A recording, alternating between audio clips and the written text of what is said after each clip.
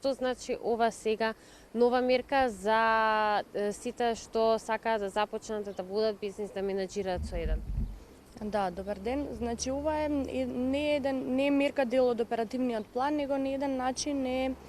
соработка помеѓу приватниот сектор, значи општествено одговорна компанија и Центарот за вработување на град Скопје,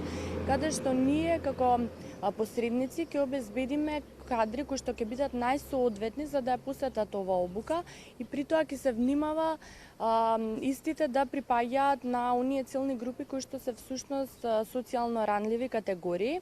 да има доволно застапеност на млади лица, нормално да има застапеност на жените кои што се невработени лица и сите оние кои што всушност им е потребна ова обука и сакаат да ја посетат. За оваа година на почеток се планирани 100 лица да ја поминат ова обука и тие ќе бидат од градот Скопје. Понатака се планира обуката да ја поминат вкупно 5400 лица. Исто така нормално ќе им се даде можност и на сите невработени лица од другите градови да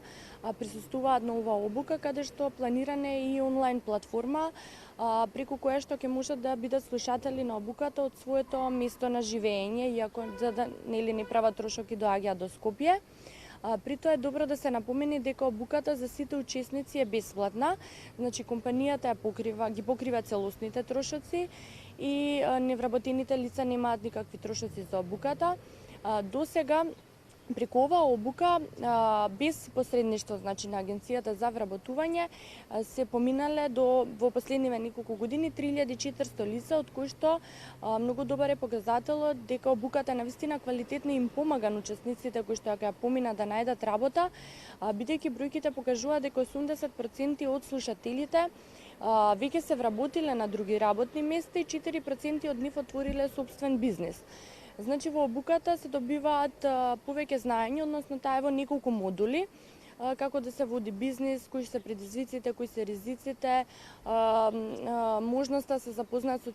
целокупното финансиско работење, да добиет знаење за истото, мотивација и поминување на бариери во процесот на наоѓање на работа, изготвување на CV, само представување и така натаму.